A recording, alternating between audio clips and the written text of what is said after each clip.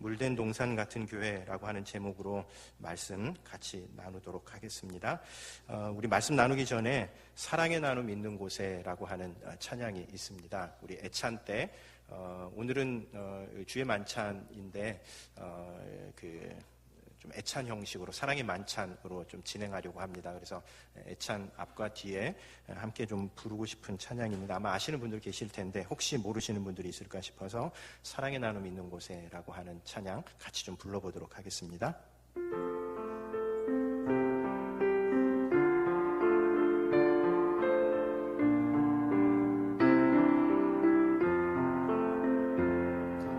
사랑의 나눔 있는 곳에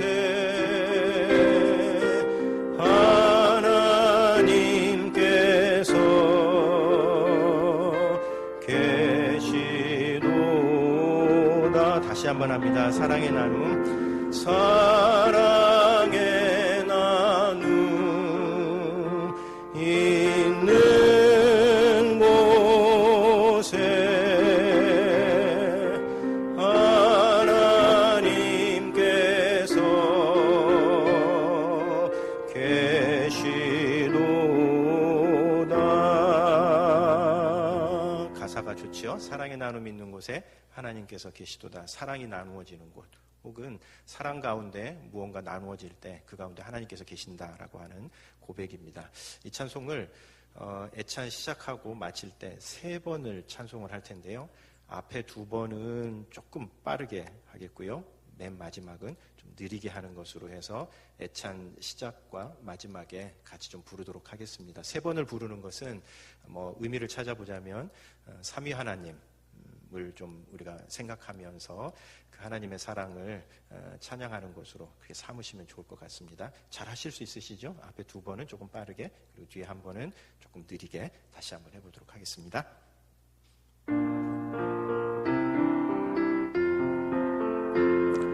사랑의 나눔 있는 곳에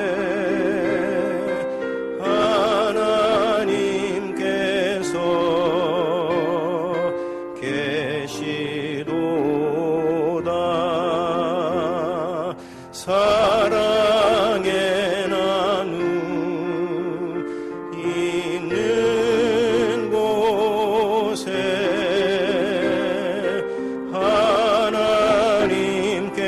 하나님께서 계시도다. 조금 느리게 합니다. 사랑의 나눔 있는 곳에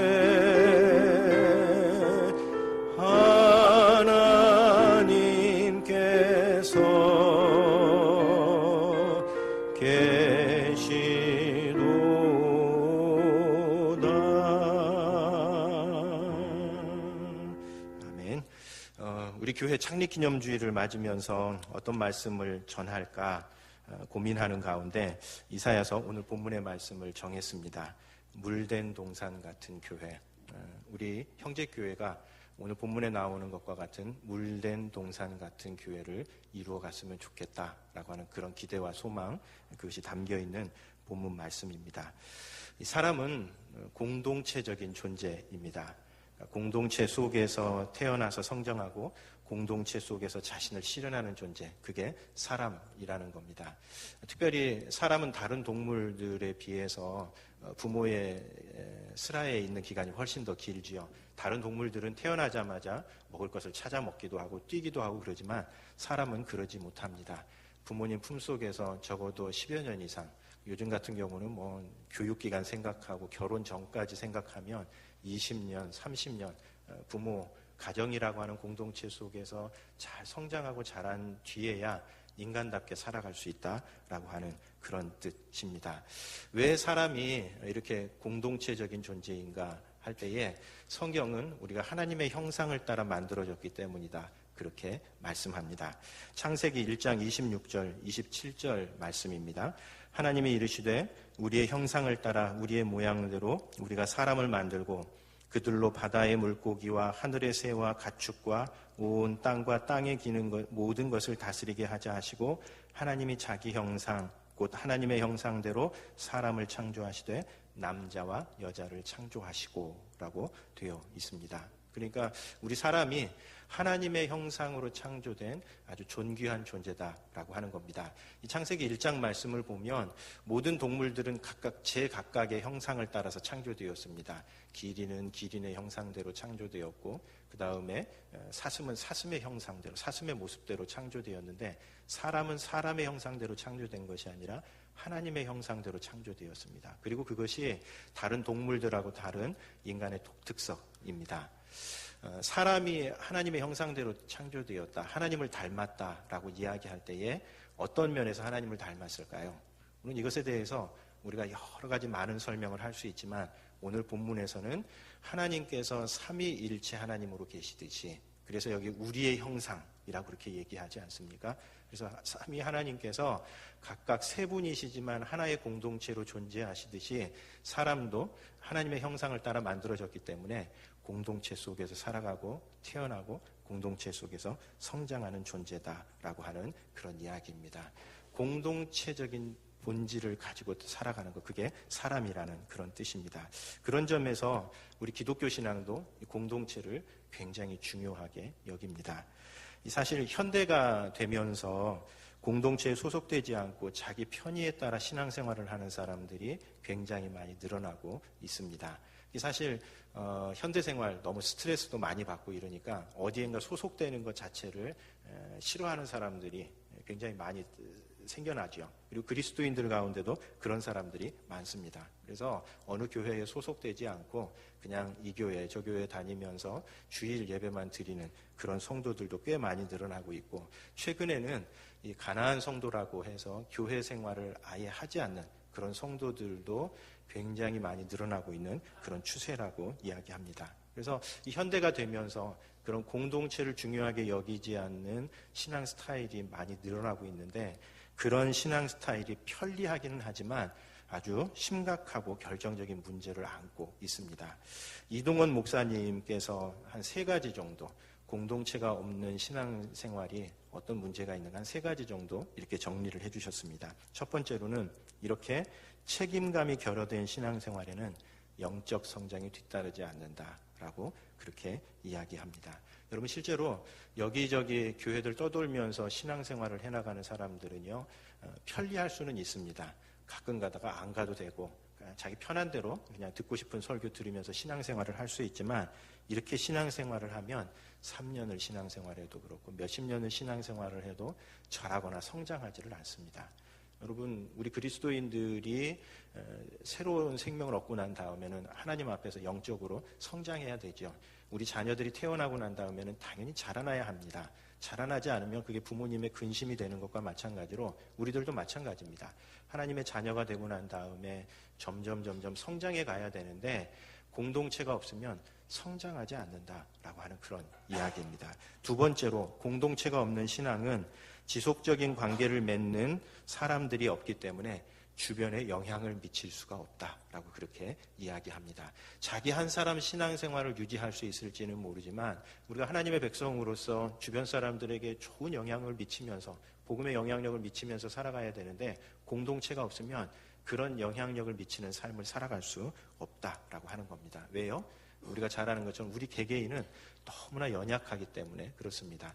이 엄청난 세상의 물결 앞에서 우리 혼자 버텨내려고 하다가 지쳐버리는 경우가 많습니다. 그래서 하나님께서는 함께 공동체를 이루어서 그 일을 해나가도록 그렇게 하셨습니다. 교회 공동체가 존재하는 이유도 그것 때문에 그렇습니다. 성도들이 믿음 안에서 잘 성장할 수 있도록 뒷받침해주고, 그리고 우리가 함께 모여서 예배하고 선교 활동들을 통해서 우리 개개인이 할 수 없는 하나님의 사명, 그걸 감당하는 것, 그게 교회를 통해서 이루어지는 일이다라고 하는 겁니다.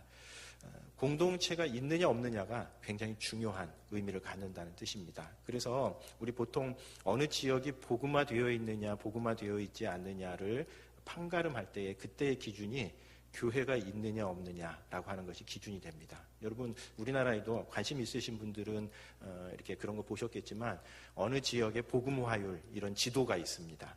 그런데 그 지역이 복음화되어 있는가 복음화되어 있지 않는가 하는 것을 판가름할 때 그 기준이 뭐냐면 그 가운데 그리스도인이 있을 수 있습니다. 당연히 뭐 믿는 사람이 그 가운데 들어가서 사는 사람들도 있을 수 있지만 개개인으로서는 그 지역 사회를 감당해낼 수가 없는 겁니다. 그리고 또 그 개개인은 언젠가 사정이 생겨서 이사를 할지도 모르고요.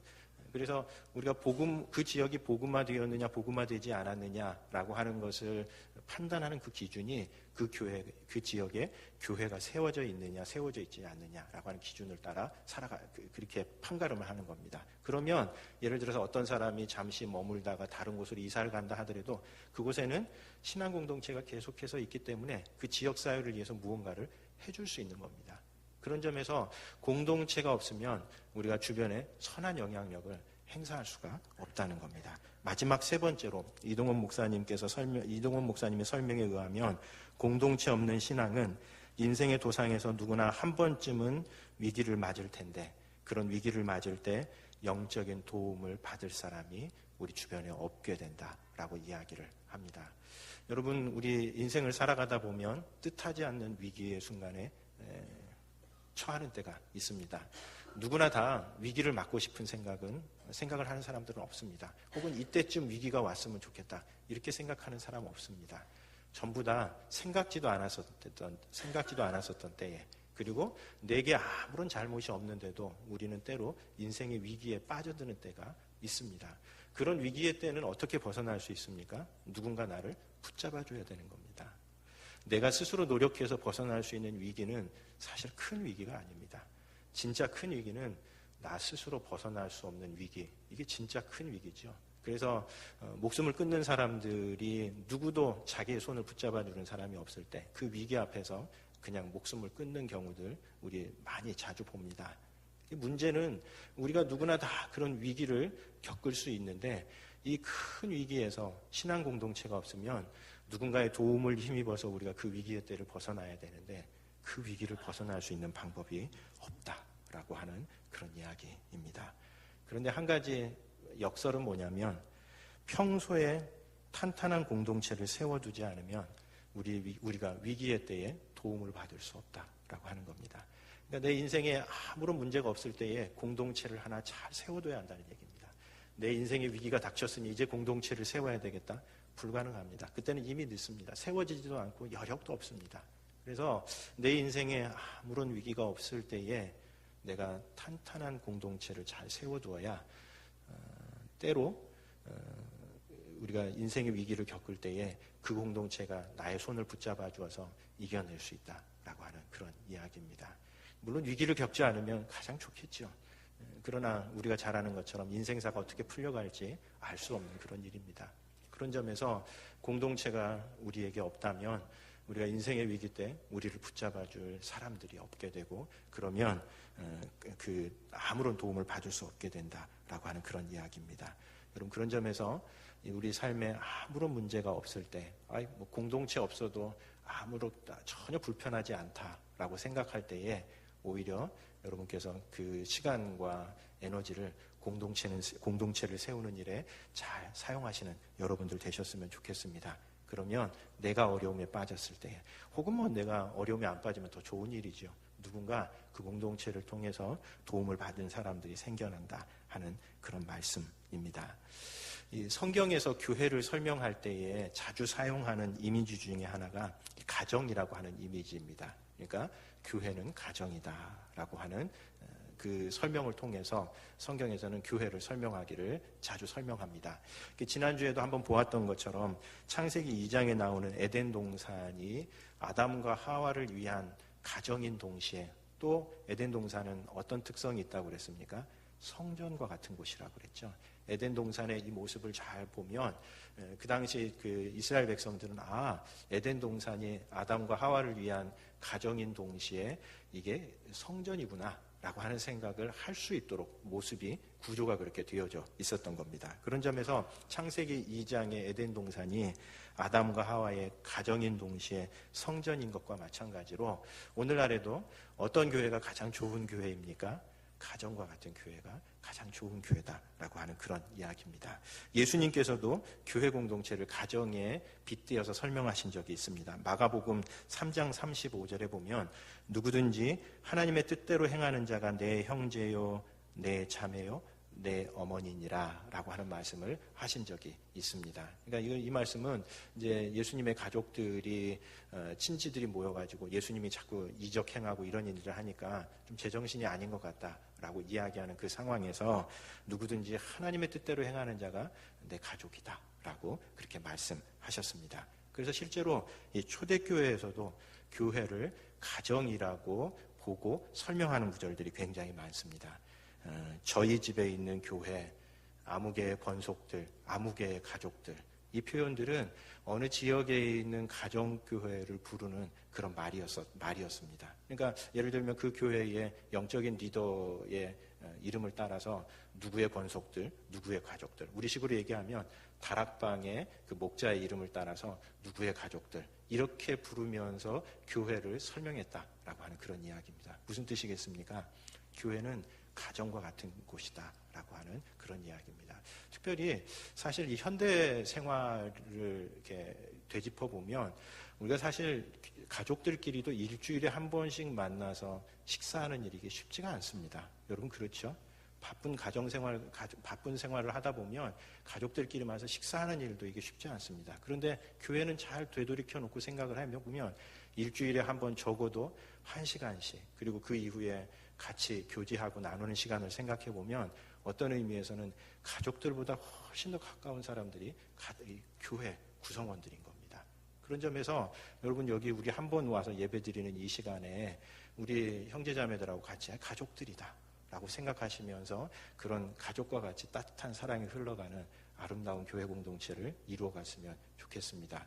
저도 보니까 물론 이제 주중에 다른 사역들도 하고 그 다음에 또 주말에는 여기 와서 보내다 보니까 실제로 가족들하고 같이 모여서 식사할 수 있는 시간이 별로 없습니다. 진짜 힘들더라고요. 지난주에도 보니까 한 번인가 가족들끼리 아주 형식적인 식사를 같이 하면서 형식적인 대화를 주고받고 말았을 뿐입니다. 저희 집에 저희 가정의 구조가 어떻게 되어 있냐면요. 저희 첫째가 군대를 감으로써 중2 둘째 아이가 하나 있습니다. 중2 아시죠? 얼마나 무서운 애들인지.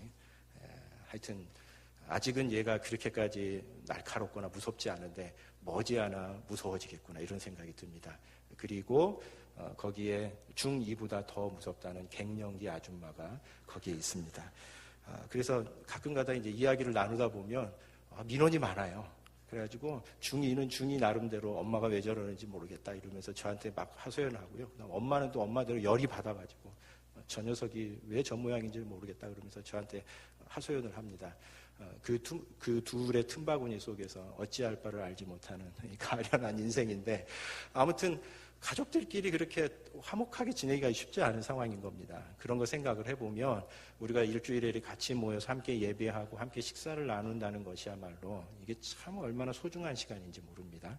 그런 점에서 우리 주일날 예배하고 함께 교제하는 이 시간을 그냥 형식적인 시간으로 생각하지 말고 가족들이다라고 생각하면서 가족 같은 교회 그리고 교회와 같은 가정 이루어 가시는 우리 형제교회 교우님들 되셨으면 좋겠습니다.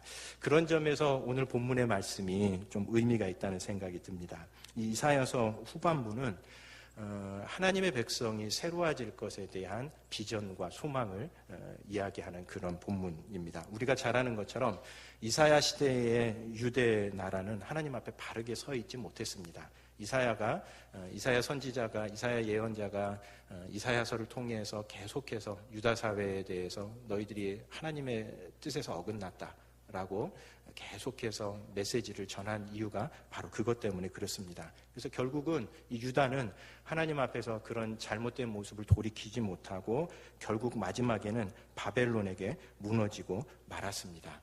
그리고 난 다음에 이사야의 이 예언은 후반부로 넘어가면 그렇게 하나님의 심판을 받은 유다 백성들이 어떻게 새로워질 것인가 하는 것에 대한 미래의 비전과 소망, 그것을 이야기하는 것이 이사야 55장부터 66장까지의 내용입니다. 그러니까 앞부분은 지금 이사야 당대의 유다 백성들이 어떻게 하나님의 뜻에서 어긋났는가에 관한 꾸짖는 내용이라고 한다면, 이제 하나님의 준엄한 심판을 받고 바벨론 포로라고 하는 아주 긴 광야의 훈련을 거치고 난 다음에 이 유다 백성들이 어떻게 새로워질 것인가에 관한 말씀, 그게 이사야서 후반부의 내용이라는 겁니다. 그 가운데서 우리가 읽은 이사야 58장은 특별히 금식 문제를 다룹니다. 우리 6절과 7절 말씀 한번 같이 읽어보도록 하겠습니다. 6절, 7절 같이 읽습니다. 내가 기뻐하는 금식은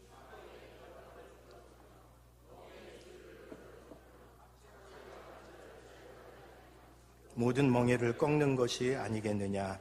또 줄인 자에게 내 양식을 나누어 주며 유리하는 빈민을 집에 들이며 헐벗은 자를 보면 입히며 또 내 고륙을 피하여 스스로 숨지 아니하는 것이 아니겠느냐. 이 이사야 시대의 이 금식이 그냥 형식적인 어떤 경건의 모양만 남은 그런 예식이 되어 있었던 겁니다. 그래서 이사야는 회복된 그 공동체 가운데 금식이 어떻게 회복될 것인가를 이야기합니다. 여러분, 금식이라고 하는 것은 가장 간절한 영적 갈증의 표현이지요. 그래서 우리의 깊은 심령 속에 있는 하나님 앞에서의 그 갈증, 하나님 앞에서의 목마름이 자연스럽게 우리의 몸으로 표현되는 것, 그것이 금식입니다. 그래서 전통적으로 그리스도인들은 어떤 큰 슬픔을 당하거나 아니면 비극을 보거나 아니면 엄청난 어떤 사회적인 불의 앞에서 가슴이 너무 무너질 때 그 무너지는 영혼을 자기의 몸으로, 금식으로, 하나님, 제 영혼이 이렇게 배고픕니다. 하나님께서 도와주셔야 합니다. 그런 깊은 갈망 속에서 금식을 드렸었던 겁니다. 뿐만 아니라 이 참된 금식은 어떤 개인적인 그런 차원을 넘어서서 사회적인 행동으로 이어진다고 말씀합니다. 그래서 내가 기뻐하는 금식은 흉악의 결박을 풀어주며 멍에의 줄을 끌어주며 압제당하는 자를 자유하게 하는 것이다 라고 말씀합니다. 그러니까 진짜 금식이 회복되기 시작하면 우리 개인의 영혼, 우리의 개인의 삶만 회복되는 것이 아니라 주변 사람들에게 압제당한 사람들을 자유롭게 하는 그런 모습들까지도 회복된다는 이야기입니다. 이 구절이 중요한 이유는 이사야 시대의 유다 백성들의 종교 생활이 굉장히 형식적인 종교 생활이었기 때문에 그렇습니다. 그래서 이사야서를 보면 하나님께서 아예 너희들 예배 드리러 오는 거 막았으면 좋겠다, 이렇게 얘기하실 정도입니다. 너희들 마당만 밟고 예배당에 와가지고 도대체 예배는 화려하고 그 송아지는 기름진 송아지를 잡아드릴지 모르지만 그 가운데 진짜 하나님 앞에서의 참된 경건의 모습을 잃어버린 겁니다. 그래서 일주일 동안 그냥 하나님의 백성답지 않게 자기 힘과 권력을 가지고 온갖 갑질은 다 하고 그 다음에 주변 사람들 속이고 이러면서 주일날 와서 한 번 하나님 앞에 예배할 때 깨끗하게 드리는 그 예배, 하나님 보시기엔 너무 역겨웠었던 겁니다. 그래서 차라리 너희들 성전 문을 누군가 닫고 예배드리지 않게 해줬으면 좋겠다라고 이야기할 정도로 이 이스라엘 유다 백성들의 영성이 바닥에 떨어져 있었던 시대가 바로 이사야 시대였었던 겁니다. 그런 점에서 이 금식에서 이야기하는 영성의 회복은 이스라엘 백성들이 하나님 앞에서 참된 금식을 회복함으로써 진짜 하나님 백성으로 어떻게 살아갈 것인가 하는 그 회복이 일어난 때의 그 모습을 이야기를 하고 있습니다. 우리 신약 성경에서도 참된 경건은 이웃에 대한 행동으로 표현된다라고 표현한 말씀이 있습니다. 야고보서 1장 27절 우리 한번 같이 읽어보도록 하겠습니다. 야고보서 1장 27절입니다. 같이 읽습니다. 하나님 앞에서 정결하고 더러움이 없는 경건은 곧 고아와 과부를 그 환난 중에 돌보고 또 자기를 지켜 세속에 물들지 아니하는 그것이니라. 예, 우리 하나님 앞에서의 참된 경건은 무엇이냐? 우리가 하나님 앞에 경건하게 예배 드리는 것, 그건 너무 당연한 것이고 그건 기본으로 전제되어 있는 것이고 그 예배가 우리의 삶 속에서 고아와 과부를 돌보는 것으로 그리고 자기를 세속으로부터 거룩하게 지키는 것, 이게 참된 경건이라고 하는 그런 전통이 우리 신약계 교회 안에도 흐르고 있었던 겁니다. 그런 점에서 이 이사야 58장에 있는 말씀은 이사야 시대의 그 병든 영성, 잘못된 영성을 벗고 온전하게 회복된 공동체가 어떤 곳이 될 것인가를 꿈꾸는 그런 말씀이고, 이 말씀은 오늘날 우리 교회를 향한 말씀이기도 합니다. 왜냐하면 우리가 잘 아는 것처럼 신약의 교회는 새로운 이스라엘이기 때문에 그렇습니다. 그런 점에서 이 이사야가 꿈꾸는 이 공동체의 모습은 오늘날 신약의 교회 백성들로, 신약의 백성들로 살아가는 우리가 이루어야 할 공동체의 모습입니다. 그렇게 회복된 공동체에 하나님께서 어떤 축복을 주시는가, 우리 11절 말씀, 이사야 58장 11절 말씀 한번 같이 읽어보도록 하겠습니다. 같이 읽습니다. 여호와가 너를 항상 인도하여 메마른 곳에서도 내 영혼을 만족하게 하며 내 뼈를 견고하게 하리니 너는 물된 동산 같겠고 물이 끊어지지 아니하는 샘 같을 것이라. 예, 그렇게 회복된, 하나님 앞에서의 회복된 영성을 가진 공동체에는 하나님께서 물된 동산과 같은 그런 은혜를 베풀어 주실 것이다 라고 하는 약속의 말씀입니다. 여러분, 사실 우리가 살아가는 이 세상이 참 퍽퍽하지요. 메마른 곳에서 우리 살아갑니다. 일주일 동안 정말 광야 같은 세상에서 살아갑니다. 여러분, 지난 일주일 동안도 얼마나 스트레스 많이 받았습니까? 직장에서 여러 가지 곳에서 이 스트레스 가운데 정말 우리 심령이 메마른 곳을 살아가고 있는 것 우리가 너무나 잘 알고 있습니다. 이런 때에 우리에게 물된 동산과 같은 휴식의 장소가 없으면 우리의 삶이 더 이상 이어질 수 없는 겁니다. 그런데 하나님께서 그렇게 회복된 공동체 가운데 물된 동산과 같은 은혜를 베풀어 주셔서 우리 안에 회복과 쉼이 일어날 것이다 라고 하는 약속의 말씀입니다. 그래서 내 영혼을 만족하게 하며 내 뼈를 견고하게 할 것이다 라고 하는 그런 말씀입니다. 여러분, 우리가 신앙생활을 하는 궁극적인 이유가 뭘까요? 우리 영혼의 만족, 우리의 기쁨이죠. 우리가 하나님 앞에 예배드리면서 기쁨이 있어야 하고 봉사하면서도 기쁨이 있어야 하는 겁니다. 만약에 우리 안에 신앙생활을 하는 기쁨이 없다면 뭔가 우리에게 큰 문제가 있는 겁니다. 우리 자신을 좀 돌아봐야 합니다. 가끔 가다가 성도들하고 이야기를 나누다 보면 엄청난 큰일 봉사하고 선교하면서 기쁨을 잃어버린 사람들을 꽤 많이 봅니다. 그거 올바르지 않습니다. 물론 그 일들을 해나가면서 때로 힘들기도 하고 어렵기도 하지만 그 가운데 우리 기쁨, 영혼의 만족을 누리기 위해서 그 일들을 하는 거지 않습니까? 그런 점에서 물된 동산과 같은 그런 교회의 신앙생활 가운데에서 우리 영혼의 깊은 만족을 누리고, 그리고 그 내면의 기쁨은 몸의 건강함으로 표현되죠. 뼈가 튼튼해진다. 무슨 뜻이겠습니까? 우리 육신도 건강해진다라고 하는 그런 뜻입니다. 실제로 우리 몸과 마음은 서로 하나죠. 그래서 영혼의 만족은 당연히 우리 몸의 건강으로 표현될 수밖에 없는 겁니다. 그래서 우리 가정을 통해서 몸과 마음의 에너지를 공급받는 것과 마찬가지로 우리 이 광야 같은 세상을 살아갈 수 있는, 이겨낼 수 있는 에너지가 필요한데, 이런 교회 공동체를 통해서 하나님께서 그 은혜를 베풀어 주시겠다라고 하는 약속의 말씀입니다. 그래서 물된 동산 같겠고 물이 끊어지지 아니하는 샘과 같을 것이라. 성경에서 물은 성령을 상징하지요. 그래서 그 공동체 안에서 성령께서 늘 역사하셔서 우리에게 물을 공급해 주시고, 그래서 광야 같은 세상을 살아가면서 지치지 않도록 그곳에서 쉼을 얻고 또 일주일 동안 살아갈 수 있는 그 은혜가 있는 곳, 그곳이 교회와 같은 곳이다 라고 하는 그런 말씀입니다. 실제로 성령께서 역사하실 때 그 안에서 치유가 일어나는 경우들을 참 많이 봅니다. 제가 아는 어떤 공동체 가운데에 자기들끼리 모여서 시골에서 한 20-30호 정도 되는 사람들이 이렇게 공동체 생활을 하는 곳이 있습니다. 그런데 굉장히 놀라운 일 가운데 하나는 이곳에 와서 생활하는 가운데 치유와 회복이 일어나는 사람들이 굉장히 많습니다. 여기서 무슨 치유의 은사가 있는 사람이 있는 거 아닙니다. 무슨 치유하는 그런 기도하는 사람이 있지 않은데도 불구하고 거기서 함께 모여서 기도하고 공동체 생활을 하는 가운데 사회에서 여러 가지 육신의 질병을 가지고 있었던 사람들이 병이 낫기도 하고요. 심지어는 실어증에 걸려서 공동체에 찾아왔었던 사람이 있습니다. 청년 하나가 말을 잘 못하는 거예요. 아예 사회관계를 딱 끊어놓은 형제가 있었습니다. 근데 공동체 생활을 하는 가운데 말이 회복되는 역사가 나타납니다. 왜 그럴까요? 성령께서 물된 동산과 같은 은혜를 베풀어 주시기 때문에 그렇습니다. 그리고 이 공동체는 그 공동체 안에 속해 있는 사람들만 그렇게 행복하게 살아가는 데서 그치지 않습니다. 이 공동체를 통해서 그 공동체가 있는 주변에 놀라운 일들이 일어납니다. 우리 12절 말씀 한번 같이 읽어보도록 하겠습니다. 12절. 내게서 날 자들이 오래 황폐된 곳들을 다시 세울 것이며 너는 역대의 파괴전 기초를 쌓으리니 너를 일컬어 무너진 데를 보수하는 자라 할 것이며 길을 수축하여 거할 곳이 되게 하는 자라 하리라. 그렇게 하나님께서 은혜를 베풀어 주시는 그 공동체에서 나타나는 아주 큰 특징 가운데 하나가 뭡니까? 그 가운데 하나님께서 사용하실 만한 일꾼들이 자라난다는 겁니다. 내게서 날짜들이. 그런 공동체에서 배출되는 그 사람들이 한 사회에 엄청난 일들을 벌인다라고 하는 겁니다.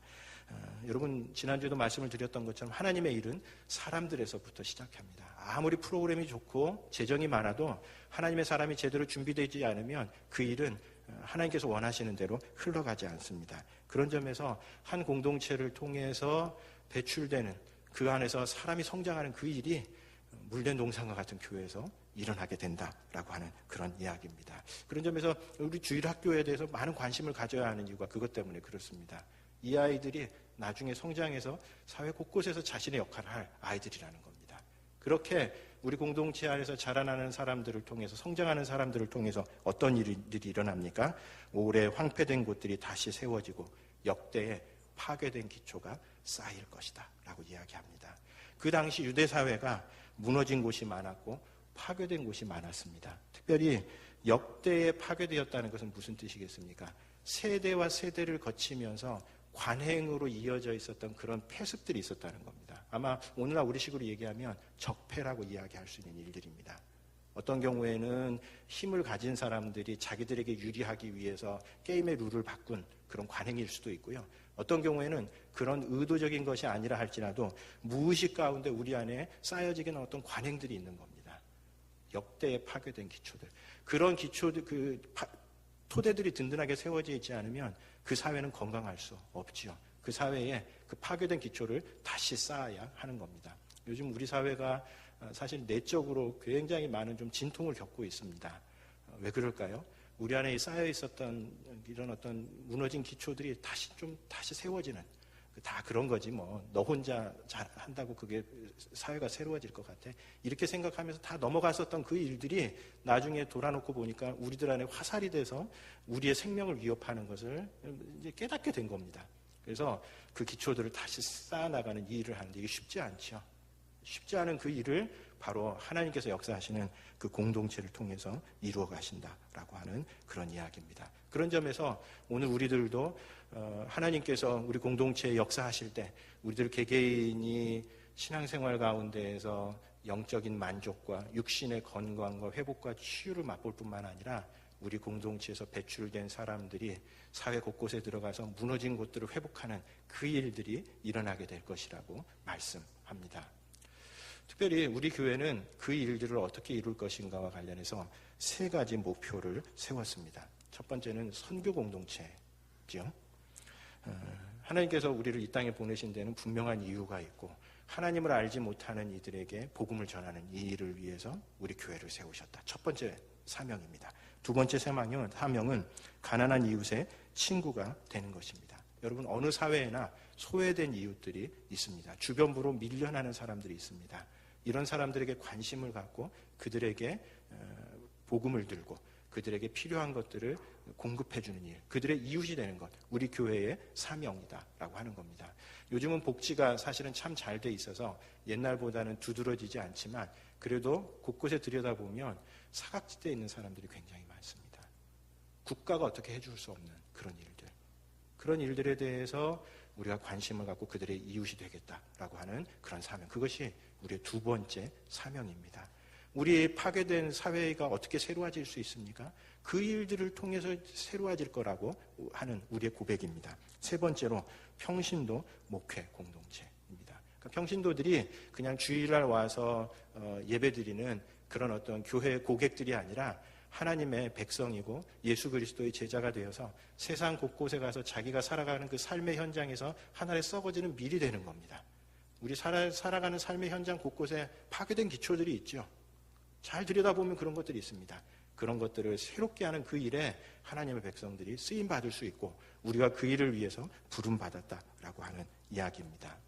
이 리처드 하버슨이라고 하는 미국의 꽤 유명한 목사님 한 분이 계십니다.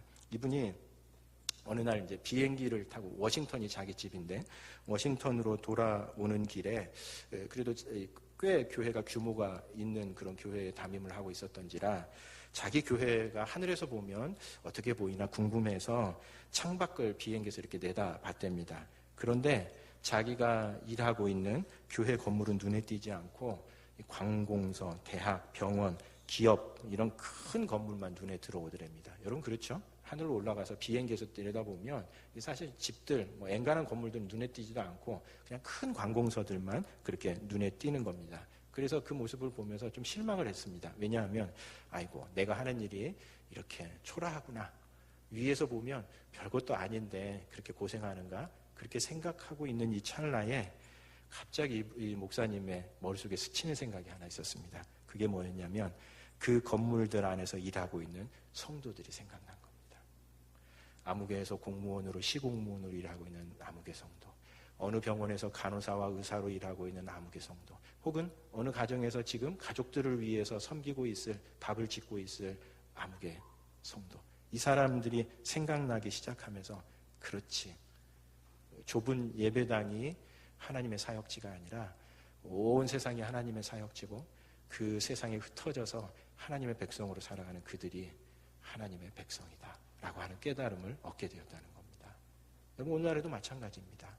하나님의 백성들이 사회 곳곳에 숨어서 그곳에서 생명의 꽃을 피울 때 그것을 통해서 하나님의 놀라운 역사가 일어날 줄로 믿습니다. 그래서 신약의 백성들을 가리켜서 디아스포라라고 이야기하는데 이 디아스포라라고 하는 두 단어가 포함되어 있습니다. 디아, 이거는 흩어진다라고 하는 뜻이고 스페르마타, 스포라는 스페르마타인데 이게 생명의 씨앗을 가리킵니다. 무슨 뜻이겠습니까? 하나님 백성들은 흩어진 생명의 씨앗이라는 겁니다. 사실 굉장히 우리의 상상력을 자극하는 그런 표현입니다. 하나님의 백성들이 각자 흩어져서 삶의 현장에서 하나의 밀이 되어서 그곳에서 썩어지면 아름다운 꽃이 피어난다는 겁니다. 그렇게 피어나는 아름다운 꽃들이 하나님께 영광 돌려드리는 모습, 그게 참된 교회의 모습이다 라고 하는 이야기입니다. 여러분 우리 창립 32주년을 맞이합니다. 창립 32주년을 맞이하면서 우리 형제교회가 물된 동산과 같은 교회가 되었으면 좋겠다는 소망을 갖습니다. 우리들 안에서 주님의 은혜 가운데서 영혼의 만족을 누리고 서로 치유와 회복이 일어나고 그리고 우리들끼리 행복한 데서 그치지 않고 우리 교회에 주신 사명을 따라서 모든 성도들이 삶의 현장에서 생명의 씨앗들로 살아가는 놀라운 역사가 우리들을 통해서 일어나기를 소망합니다. 잠깐 기도하겠습니다. 주님, 저희들에게 32년 동안 함께해 주신 것 참 감사합니다. 주님, 그 가운데 이곳에 아름다운 공동체를 세워주셨습니다. 우리 형제교회가 물된 동산과 같은 아름다운 교회 공동체로 세워질 수 있도록 주님 역사해 주시옵소서. 참으로 메마른 광야 같은 세상 속에서 주님께서 주시는 은혜 가운데 우리가 영혼의 깊은 만족을 누리고 뿐만 아니라 우리가 세상 속에서 흩어진 생명의 씨앗들로 그곳에서 작은 미랄이 되어 생명의 역사를 일으키는 아름다운 교회로 세워지게 하여 주시옵소서. 예수님 이름으로 기도하옵나이다. 아멘. 예, 사랑의 만찬 애찬으로 좀 진행하도록 하겠습니다. 우리 사랑의 나눔이 있는 곳에 처음 두 번은 조금 빠르게 그리고 마지막 한 번은 느리게 함께 찬양하도록 하겠습니다.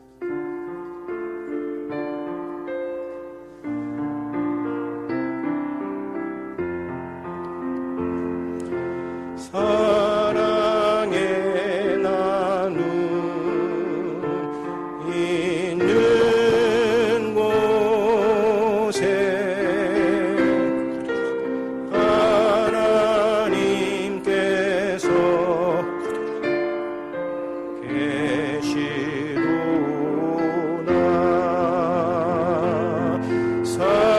사랑의 나눔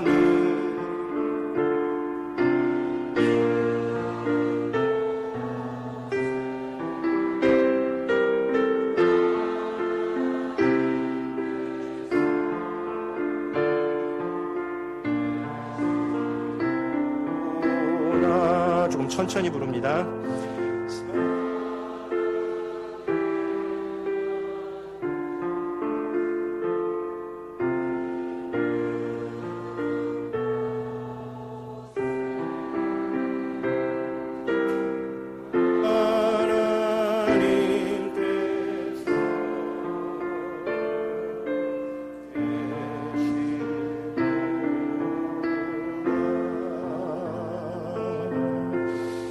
고린도전서 11장 23절부터 27절까지의 말씀 나누도록 하겠습니다. 내가 너희에게 전한 것은 주께 받은 것이니 곧 주 예수께서 잡히시던 밤에 떡을 가지사 축사하시고 떼어 이르시되 이것은 너희를 위하는 내 몸이니 이것을 행하여 나를 기념하라 하시고 식후에 또한 그와 같이 잔을 가지시고 이르시되 이 잔은 내 피로 세운 새 언약이니 이것을 행하여 마실 때마다 나를 기념하라 하셨으니 너희가 이 떡을 먹으며 이 잔을 마실 때마다 주의 죽으심을 그가 오실 때까지 전하는 것이니라. 아멘.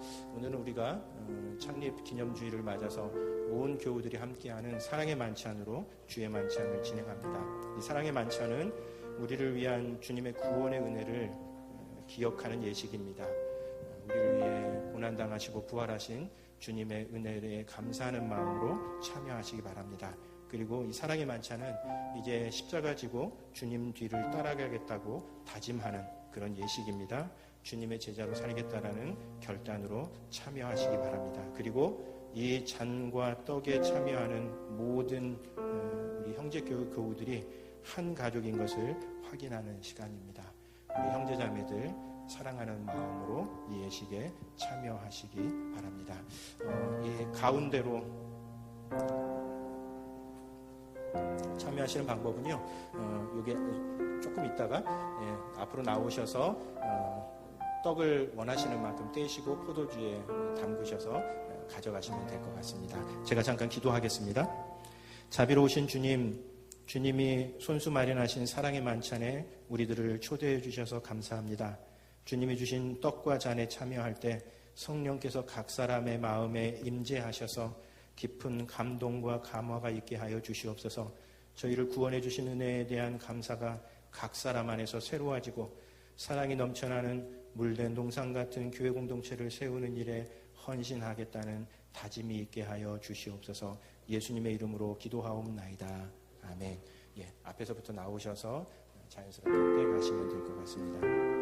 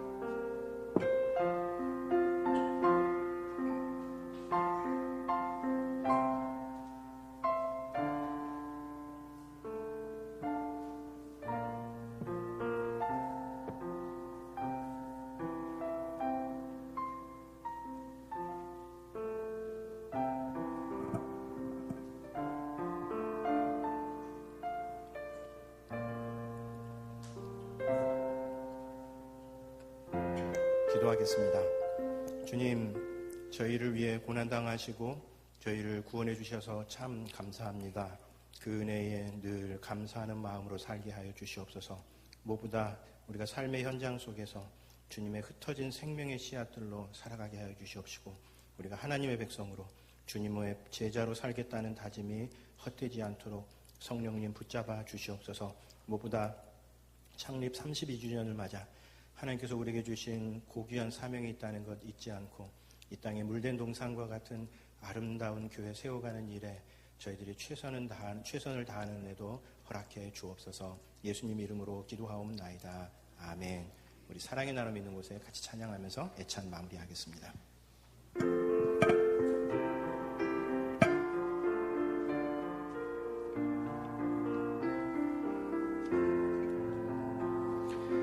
사랑의 나눔 있는 곳에 하나님께서 계시도다. 사랑의 나눔 있는 곳에 하나님께서 계시도다. 우리 다 함께 일어나서 찬양합니다. 사랑의 나눔, 사랑의 나눔 있는 곳에 하나님께서 계시도다.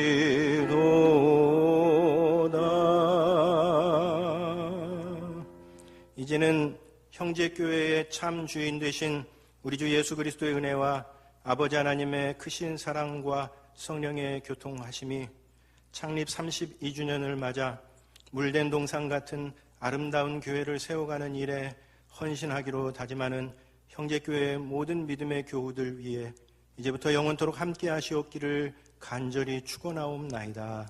아멘.